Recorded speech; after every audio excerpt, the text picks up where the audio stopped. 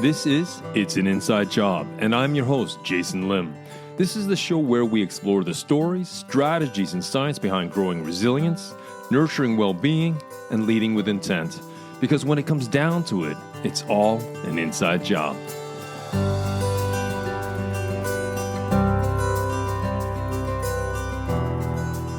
Well, welcome back to the show.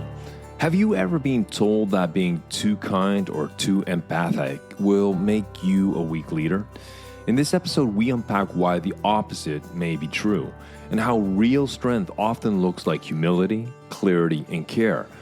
And what if leadership wasn't about control or charisma, but about influence grounded in service? So today I'm joined by Isreal Duran. He's a speaker, trainer, and business growth partner who helps purpose-driven leaders turn vision into strategy through meaningful communication and servant leadership. His work equips individuals and organizations to grow sustainably by leading with both purpose and empathy. So in this conversation, you're going to learn how to apply the 4 questions of purpose to uncover your unique voice. Also, the difference between emotional and cognitive empathy and why both matter in leading others without burning out. And how to practice kindness without compromising standards or authority. And the most significant insight we discuss, the one that I believe can fundamentally shift how you see leadership, well, that comes right at the end of the episode. So now let's slip into the stream and meet Isreal Duran.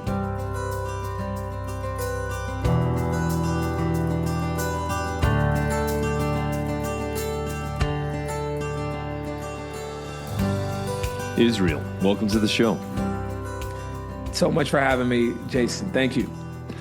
I was wondering, could you briefly introduce who you are and what you do? That's a great question. And the way I would introduce myself is I'm just an entrepreneur, investor, servant that's looking to help others win. And the way I help others win is through our framework called the Service of Speaking. And you and I were chatting before we started. And by teaching people laws and principles that they can actually understand, like, okay, what are the laws that govern business growth, success?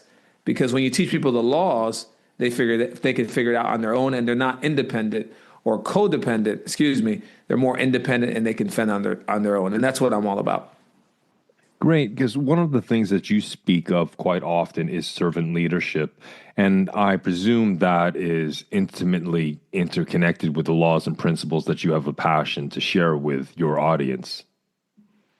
100%. Servant leadership has been the key because servant leadership, like when I see a servant leadership, I probably teach it from a different perspective than when most people hear from it. Like most people think servant leadership is like, hey, as a leader, when you have a title or when you're promoted to a role, you need to lead by serving others and, helping others in your sphere of influence and all of that. And I'm like, yeah, that's servant leadership.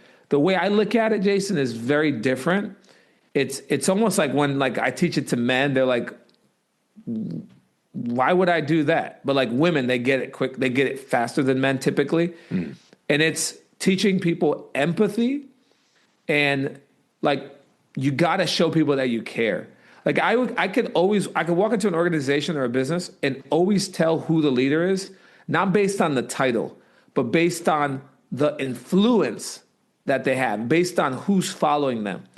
And I tell people this all the time. The measurement of leadership, and especially servant leadership, is influence.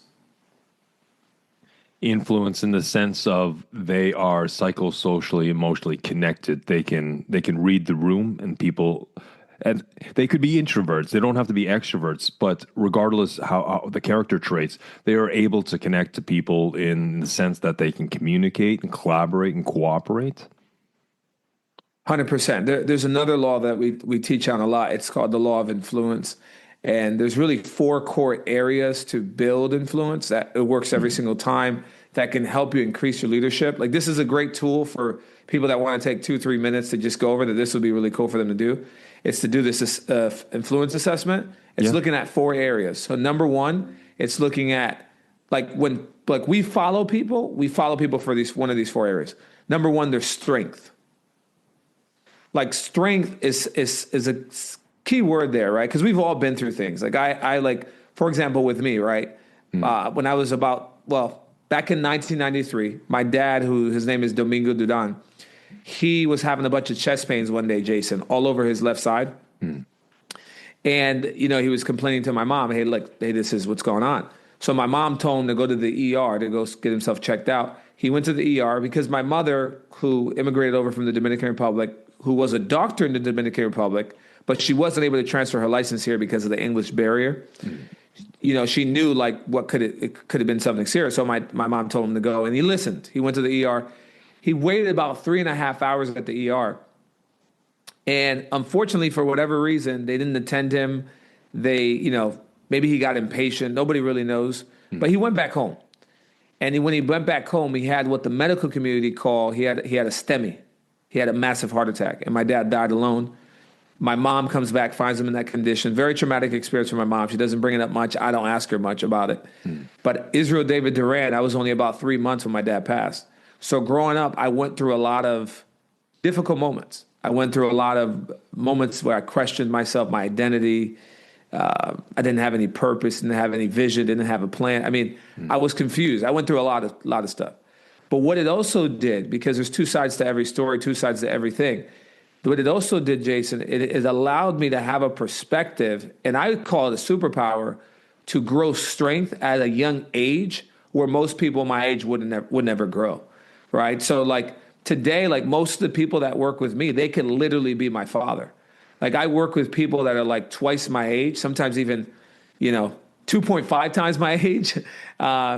And it's crazy because I wanted that as a child, but I had to become the man because I didn't have it, right? So strength is very important, and strength is made in weakness. Like when you go through moments of a high stress, and as long as you can keep your mindset and you can go through that, and you could be resilient, kind of like we spoke offline, which is what you have an amazing gift and you've been an amazing track record with what you've been doing with the Inside Job. I love the fact that you built this platform because most people, they can't afford your services because it's up there. But you wanted to pay it forward. You wanted to create a platform where you can now teach people the mindset, the resilience, empower them with tools so they can go and grow, which is a beautiful thing. That's why you and I are going to be connected for a long time. But, strength is so important, and that's number one. We could talk all day on strength, but we'd love to hear from you. But it's one of I love talking about it because we all need strength. Everyone will go through moments where we're going to be dealt, where we're going to need to pull strength where we don't think we have strength. And that's where resilience comes in. And strength in the sense is you're talking sort of the mental fortitude, the tenacity, to find that inner resources. Is that what just to make sure we're both on the same page here? 100%. This is just a side note, but it goes to what you're saying. Most people are judged not when things are going well. You're going to be judged when everything is going wrong. That's when you're going to be judged. Alexander the Great, when you read his life story, when you read his history, there was a battle where Alexander the Great, all his men was running away from the battle, and he turned around on a horse and went into battle. It says when you read the story that all of his men started to see him go in, and they were like, we can't leave him. We got to. And they turned around, and they were wounded. Many of them were wounded. They turned around and they went into battle, and they won the battle. Nobody wants to follow somebody that's a weak leader. So when we talk about influence, strength has to do with that mindset. Not so much from a physical, right? More from a spiritual mindset that people know. People can see, they can tell. Like you can go into a room, and if most people spend a few minutes, they can tell who the leader is, not by the words that they said, but again, by who people are looking at and who people are following. Like when a question is asked and they're like, well, what does Jason say? Right? That's where you can tell. Cheers for that, Isreal. So you said, I think the law of influence is a very important law, and I'd like to explore your take on it. So one was strength, and you said there were 4 parts. What would the second element be? The second part is what we call empathy. And empathy, there's so much, when I go into empathy, like I love talking about empathy. Empathy is not just like, hey, I'm sorry, or being sincere. Empathy is more of having emotional intelligence of what to say at the right time and when you don't say anything at the right time, right? It's being able to have that discernment when you're able to be empathetic, not from what you can get, but because you really care. And I meet with people, Jason, that the empathy doesn't come easy to them. Like one of the things that we've done is volunteer into the prison systems. We go in as a chaplain, and we go in to see men in their 40s, 50s, 60s, 70s, many of the 80s, many of them doing 300 years in prison. Literally, they're never going to get out. And some of these men, they struggle with empathy. So it's like, from a faith-based perspective, I'm able to help them. But it doesn't matter who you think you are. You have empathy inside of you because you're a human being. Where people get stuck with empathy is like, that's not who I am. And they're really like shut down. That person I can actually help. Someone that doesn't acknowledge that they don't have empathy, that's hard to help. But somebody that says, that's not me, Israel, I don't cry, I'm not just an empathetic person. That's typically rooted in something in their life, which something that needs to be addressed, where we need to heal, we need to unlock some trauma to then bypass something in their psyche to then help them give themselves permission to be more open to, I can be more empathetic. But someone that says, no, I don't, like they deny it, that person is very hard to help. It's actually easier to help the person that's like saying like, no, this is not who I am. Because that person is at least identifying it and acknowledging it, even though they're not making themselves one with it. That person I can help so much easier than someone that's like just denying it. But that's where empathy comes in. And to give another frame of empathy, another word that I love, and this kind of goes into like the 4 C's of content creation that I use. And I'm just going to drop them real quick. This is another tool. So when it comes to content creation, I look at consistency, number 1. Number 2, I look at conviction. Number 3, I look at compassion. And number 4, I look at charity. Now, when it comes to empathy, I want to highlight the word compassion, one of my favorite words. Compassion, when you look at the definition, it has to do with the love, like the pure love that a mother has for the baby that's in her womb. And that was just born. Like that love, that this is why like sometimes like you read the history books, like when women, like a baby gets stuck in their car, you see women get supernatural strength. That strength is typically pulled from the empathy that's rooted in compassion, right? It's a supernatural power. So compassion, I tell people it's the mountain and the fountain where all miracles flow from.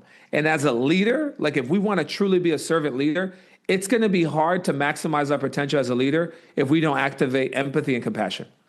Like you got to be empathy. You got to actually care. It can't be something where it's like, yeah, I'm just doing this because I'm getting paid, or I'm doing this because I'm getting something out of it. That doesn't work. People will see through that every single time.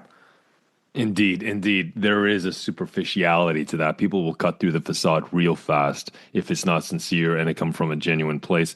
And just to riff on what you said there, Israel, because compassion is a superpower. I also think that self-compassion is a superpower. We can turn that compassion on to others, our friends, our family, our colleagues. But sometimes we are our own worst critics. We fill ourselves with self-criticism, this self-flagellation.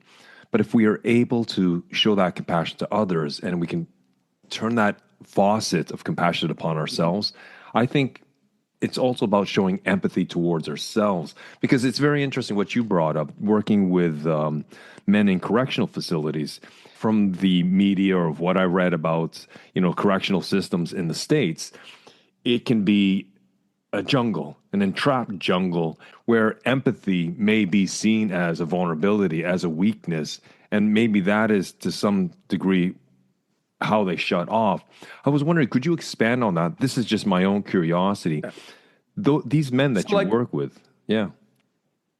Yeah, so we volunteer as a chaplain because of COVID. Things have been on a standstill because they really don't want any light in there. They don't want any.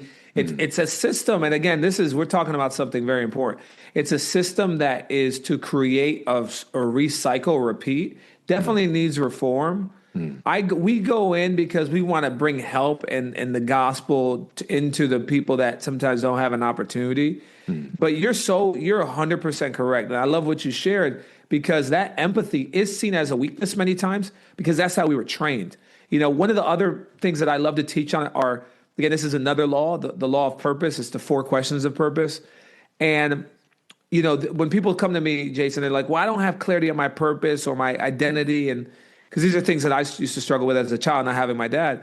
Like I go through these 4 questions with people. And the 4 questions, really quickly, this is another tool for to people listening. Please. Like, this is a great exercise. And I do this literally every month, at least once a month. I go through the 4 questions. It's, what do you love to do? Or what do you love? What you hate, number 2. What makes you cry, number 3. And I'll get to that one in a moment. And then what annoys you? What or who annoys you? So those 4 questions, like what you love, reveals the gift that you have. Okay? Reveals a gift that you have. So you got to double down. Try to find a way to use that gift because it's going to bring fulfillment and joy and passion to your life. Number 2, what you hate actually reveals the solution that you were born to bring to that thing that you hate. So like if you hate oppression, well, what are you doing to solve oppression? Like if you hate children, like for example, one of the things that I hate is seeing children without their dads. And widows in their affliction. Like I hate that because I saw my mom go through it. And I get even emotional talking about it. I have to sometimes stop because then I'll start crying. But because I went through, it's one thing for someone to tell you something, but it's another thing for you to live it. It's a whole nother experience. So like that's some of the things I hate. So what do?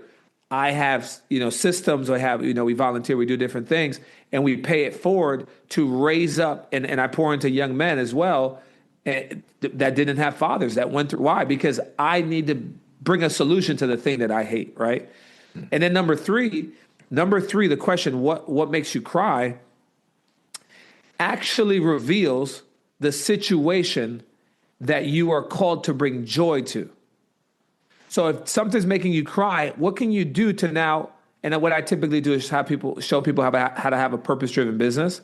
So it's like we show them how to create profits, but then donate some of those profits or pay it forward into those things that make them cry so they can bring joy, right, to those situations.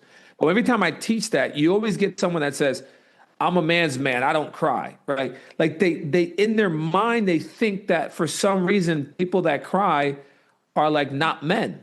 And I'm like, that's not true at all. Actually, like one of my favorite leaders in history and someone that I really look up to, Jesus Christ of Nazareth, when you read his life's history, that one of the shortest verses in the Bible is Jesus wept.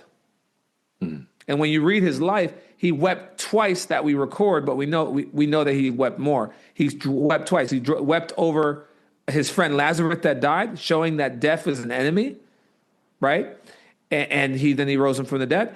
And then he also wept over Jerusalem. When he saw Jerusalem, it says that he literally cried, and he said, how long have I been with you to I wanted to, bring you in like hens with the chicks with their hen, like as a mother does, right? Children, right? And, they didn't listen, right? So like true men cry. But that's one of the main things that, like what you said, like it's not a form of weakness. It's a form of empowerment. And then number 4, the 4th question is, what attributes or who annoys you? That actually reveals the attributes that we're called to serve.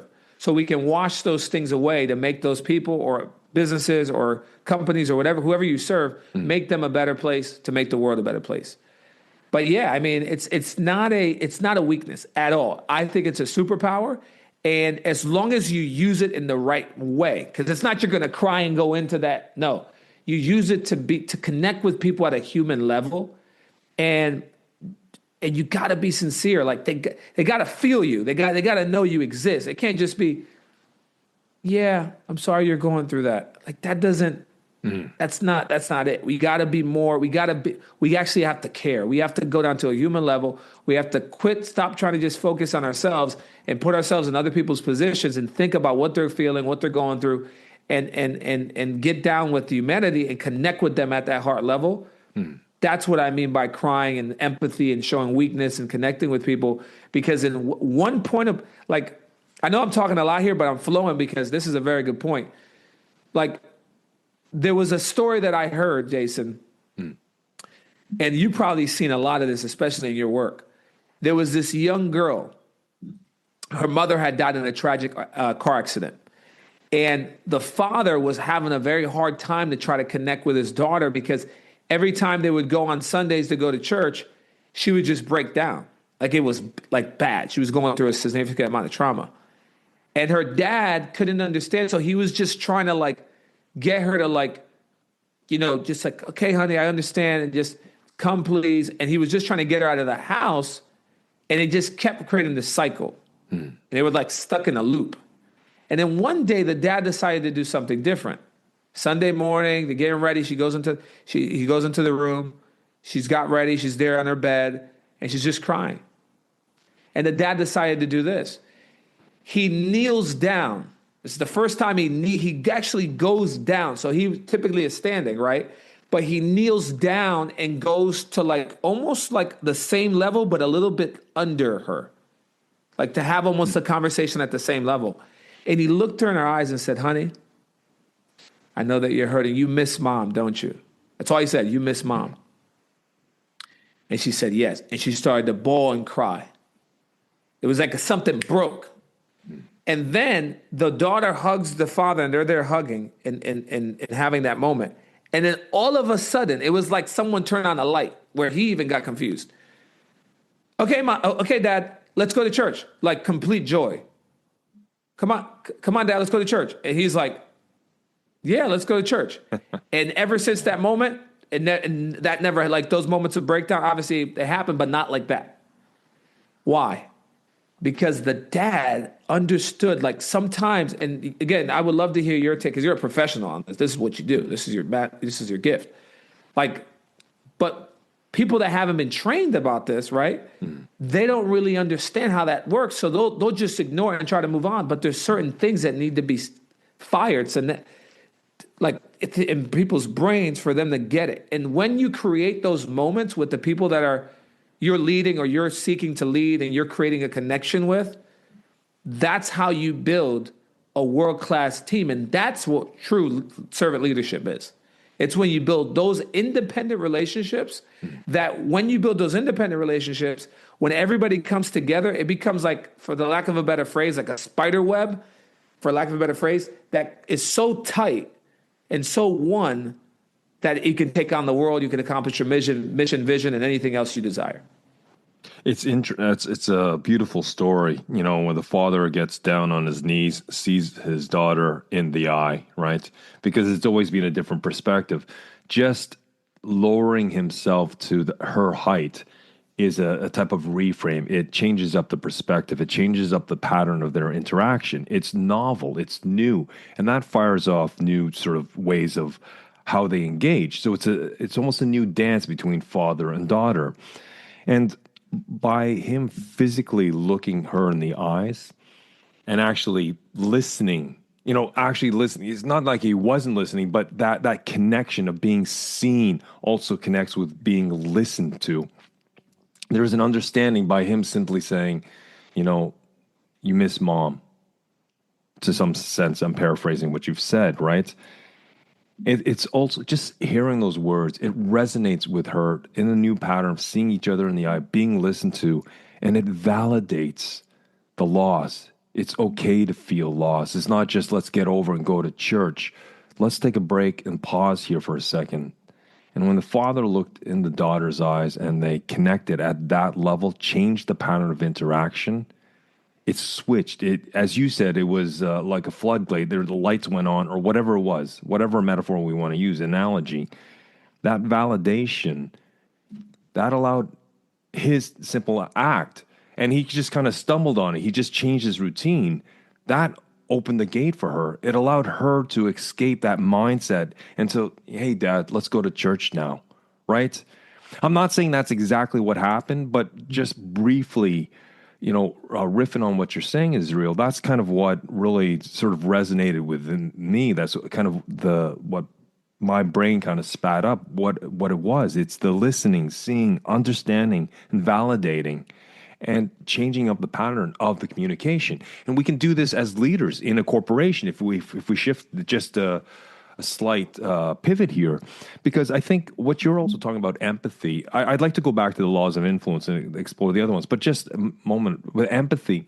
I think it's very important because I was always told about emotional and cognitive empathy. And emotional empathy is something such as the daughter and father. That's where you want emotional empathy, trying to relate to the other person's emotional state, right?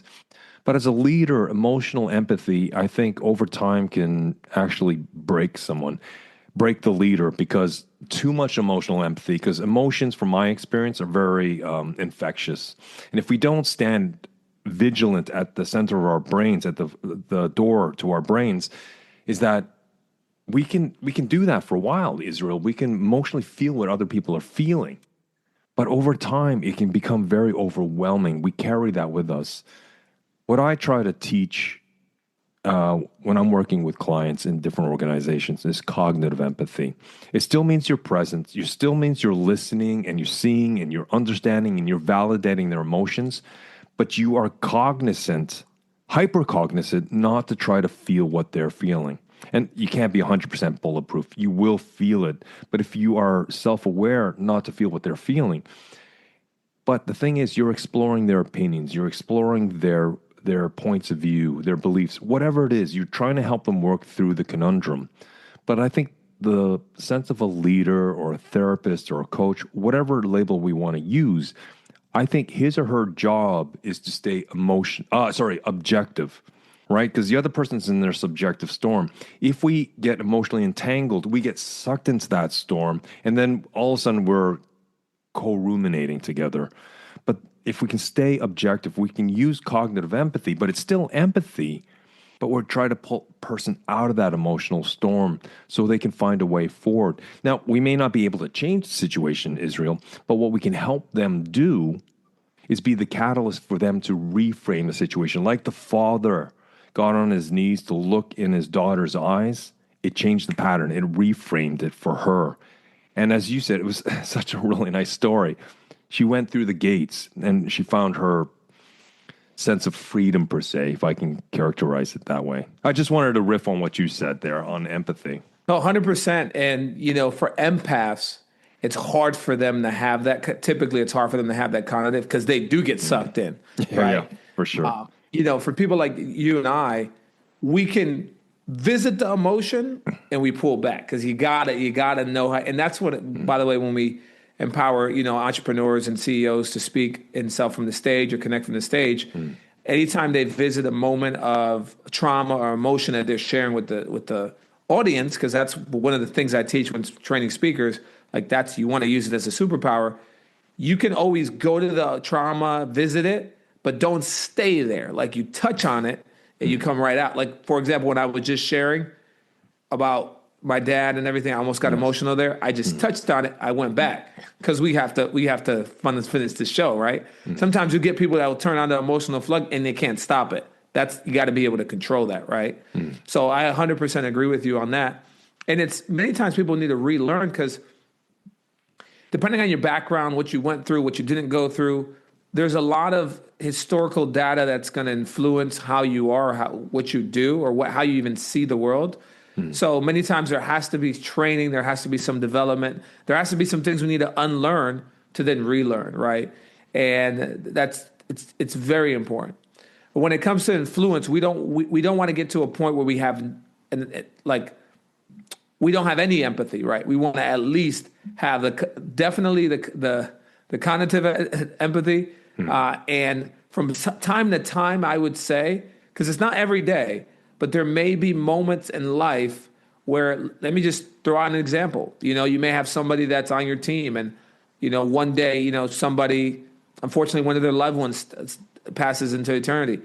And, instead of you just saying, I'm sorry for your loss, maybe you actually go on and get some flowers, or you go to the actual homegoing party or, the funeral, and you go and you visit and you show up and you're there present. Right? I mean, it's outside of the box, but those are small things that make a big difference. And inside of our community, I've probably empowered and trained easily over probably 300 pastors in the last 12 months, like actual pastors, like in ministries. And I deal with them I deal with this a lot, and I see it a lot because I'm also in ministry too, where a lot of people will come to us with their baggage or they'll come to us with their stuff. And it's hard for us not to get into because these are people that we love, we care about, and we want to help. And it's like finding that balance again with the cognitive empathy is huge. Because if not, like you said, you will get emotionally drained. And not only emotionally drained, you may get burnt out to the point that you may want to throw in the towel with all of it because it's too much. Indeed. Right. And that has happened as well. I've seen that. So I'm loving this conversation, man. This is, I hope the people listening to this has already been receiving a lot of value. And they're also, a lot of these questions and things they're thinking through, and it's really helping people. Brilliant. If we could circle back to the law of influence. So you've talked about strength and you've articulated empathy. What would be the third element of the law of influence? The third element is kindness. It's one of those words where someone can argue it's connected to empathy, but it's different. Kindness is sometimes to be clear is to be kind, right? Like don't misjudge. Kindness is not you being nice with everybody and you're just letting people walk over you. What everybody wants, you're going to do as a servant leader. That's not what kindness is. Kindness is more about being clear and treating everybody with the same delineation, treating everybody with the same heart, right? And setting up a culture where people are connected, and it's even more so to be clear. Let me give an example. Let's say Susan comes in and she continues to make an excuse. I'm late because of, my dog, whatever, right? And it's like, okay, it happens once. Show kindness. It happens again. This is where most people there's a path that's created where it's very hard to turn. It typically happens at the second point because the number 2 is the number of división in Spanish. And what happens is, like, something happens once. If it happens twice and you let it go, you already chose a path of where you're gonna send it. It's like the fork in the road. So what typically people do is on that second time, they'll show kindness again because we want to show grace. And we've all done it. Then it happens number 3. Now, if you say something on number 3, it's going to be perceived as you're being rude. Even though you have all the right, it's going to be perceived that way. So what do leaders do? They let it slide. And by the way, if you're a CEO or if you're somebody that's in leadership, it's typically good to have somebody else do your correction calls. Like if you're going to fire somebody, if you're going to correct someone, don't correct them. Have somebody else do it that reports to you. Because you got to remain there's a certain, I don't have time to go through, we don't have time to go through this now, but there's a certain psychology to that with CEOs that you don't want to be the one going down and correcting somebody because that's going to drop your positioning and it's not good. You got to stay there. You got to have somebody. But when it comes to these simple corrections, like people showing up late, at that second point, when Susan did it again, this is what you say. Hey, Susan, I really appreciate you letting me know that you were late because of your dog. I actually don't have a dog, but my sister has one and I get it. I just want to be clear. Watch me now. Clear, because to be clear is kind, that it's not okay to be late. And we get, everybody has reasons. Like I could have been late this morning as well, but I couldn't because I have a responsibility. So I'm just going to let you know that if it happens again, I'm going to have to write you up and I have to report it because everybody here is held to the standard. It's just the regular standard here. And I just, I care about you. I appreciate you. And you're very important to the team. And we want to make sure you're good in all your personal items. But just got to let you know. So is that cool? Yeah, no, I understand. See, now what happens is at that second point that you touched on it, now it's not going to be perceived as rude if she's late on the third time and you do what you said because you were clear, and that is also being kind. We get kindness confused by just letting everybody just get away with things. This is something I used to struggle with, by the way. So I know this very, very well. That's how I learned about it, right? And I had to understand, like, okay, I can't just let people do everything they want because they're going to mistake that as a weakness and walk on top and just feel like they can do whatever they want. I got to be clear with people, because to be clear is to be kind. And I don't want to be talking behind anybody's back. Right? I don't want to talk to John and say, look at Susie. I want to be clear, and I want to have an open way that everybody can kind of like, be clear. And they're going to know that, like, for me, they know what they can expect every single time. Like, they're not second guessing. And that's a part of influence that a lot of leaders miss, because they see kindness as a weakness, or they're so kind that they let everybody get away with everything. And people aren't going to follow you if you're like that. So we got to be clear to be kind. No pun intended. Yeah. So just to rewind, to make sure I'm understanding your clear message, is that it's about managing expectations. So at the second incident that something it's to call someone out. It's to manage the expectations. And so instead of taking the road of benevolence, of being nice all the time and letting it slide, what I hear is that a leader, he or she needs to manage the expectations by balancing two moral imperatives, benevolence and honesty.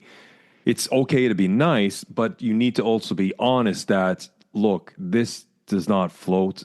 We hold everyone to the same standard. And so Susan or Steve, this is how it's going to play. So by the third time it comes on, it doesn't look like you're trying to railroad them or to create a conflict. You've set a pattern of interaction based on both honesty and benevolence. So as you said, as I understand it, kindness is just not being nice and everyone in the boat. Sometimes it is rocking the boat. Sometimes it is having the hard conversation through honesty. But through that honesty, there is a moral imperative to improve that person, to understand that these are the standards we hold for everyone. Is that what I understand you're saying? 100%. Because as the leader, as the servant leader, as the visionary, which is, by the way, number 4 of the laws of influence, like being able to have vision, like you see something that they may not. And as a leader, as someone that really wants to build influence, they need to believe at the subconscious level, not even at the conscious level, at the subconscious level, that you see something, that you're taking them somewhere. Whatever the team is, organization, business, whatever it is that you're doing, you're taking them somewhere where you see, and they're trusting you. They're giving them your trust. Like, so if you don't correct that, then it's going to come back later to bite you. And a lot of us don't want to go into that confrontation or have somebody confront those little things that happen, because we want to be nice, right? But again, it's exactly what you said. We got to manage those expectations, because if you allow Susan to do it, if you correct Mark, and you didn't correct Susan, you just created a problem. And that will lower your influence. It will sabotage your influence, and it won't be as powerful. So it's 100% what you said. So the fourth element to the law of influence is vision. Now, is that vision, right? Yep, vision. Yeah. So vision in that sense, is it sort of the overall big objective that, our values as a company or team are pulling this way? Or is there a much more nuanced way that you define or operationally define vision under this law of influence, Isreal? So the 3 steps, and you're asking some really great questions, by the way. I'm really loving this interview.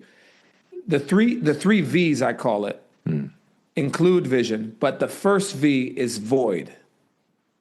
Void, as in space, as in... Void, as a void that you see. That's what actually determines vision. And that vision will determine your voice.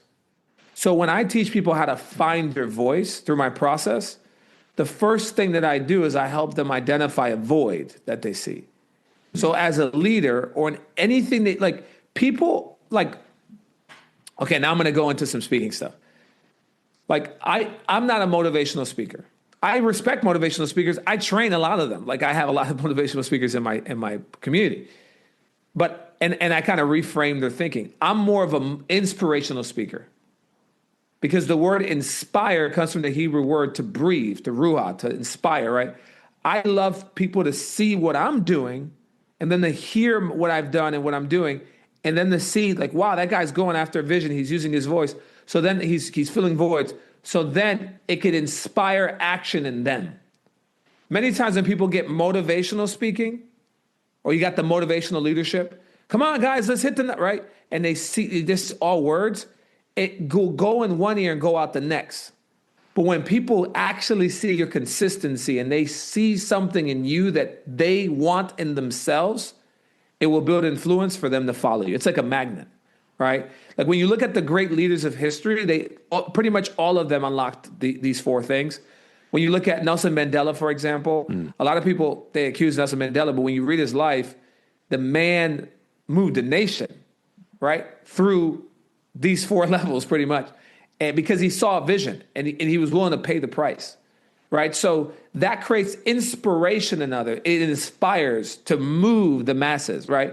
One of my books, Service of Speaking, the whole thing is how to impact, inspire, and influence the masses, right? When I teach people how to implement the law when they speak with their keynote, their presentation, they're trying to raise funds, whatever it is, like these basic little things that sometimes seem so insignificant really are the key to move the needle, to subconsciously, connect with people and to have them, follow your actions, right? Follow your words. It's not done by just theory and guessing. Like success leaves clues. And when you study history, like I have, you see certain patterns and you see certain attributes and certain keys that people unlock. And that's what I love to teach people on. So I hope that helps give people clarity, but vision is very important. Yeah. So vision, you said it's 3 V's. It's void, it's voice, and what was the third V? So in vision, right? So part of vision is like vision is part of one of the 3 V's. So it's like, sorry, my bad. Yeah. Sorry. Yeah. So but vision is the key to unlock the influence. Because you can see a void, that's not going to do anything. You could use your voice, that may not do anything. It's when you couple those 3 together that really helps you to build something that's unique and to build a movement. And it doesn't even matter if you're a part of somebody else's vision. Like if you're in the C-suite or you're a manager, right? Or you have your own business. Like these principles apply to all. But if there's no vision, there's going to be no movement. Where there's no vision, people actually perish. Things go down. And yes. A leader that doesn't have vision, no one will follow. Well, thank you very much for that. We are coming close to the top of the hour, and you've been very generous to share your philosophy and how you break it down of servant leadership.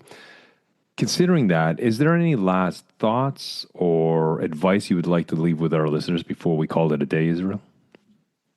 What I would say is this.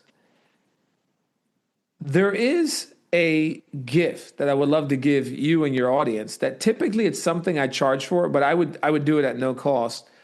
And I would love to leave them with that, because if they got value from what we just shared and they want to go deeper with the laws, I actually have a guide. It's called the Online Business Blueprint that walks through some of the other laws that we weren't able to cover today, like the law of the leak and some other laws that can really help someone in their journey, especially as a servant leader, but more importantly, someone that's looking to grow in whatever they're looking to do.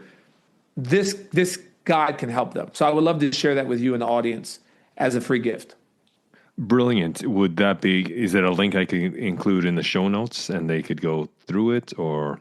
So the easiest, if they go to the link, it's actually good. There's going to be an investment for it. So I would rather just give it to them for free. So the way we would do that in a simple way is if they go to IsrealDuran.com and they find my Instagram page, like Instagram, and they direct message me the word blueprint, we'll send it right over. Well, Isreal, thank you for a very compelling and intriguing conversation today. I've learned a lot, and it's added to my repertoire of skills. Thank you, Jason. Thank you for having me. Well, before we wrap up this episode, I'd like to return to one insight I promised would stand out, and that is this. Leadership isn't about being the loudest voice in the room. It's about knowing when to lower your voice, to meet others where they are, and to lead from that place of grounded service. And as Isreal put it, true influence is built through clarity, empathy, and consistent action, not control.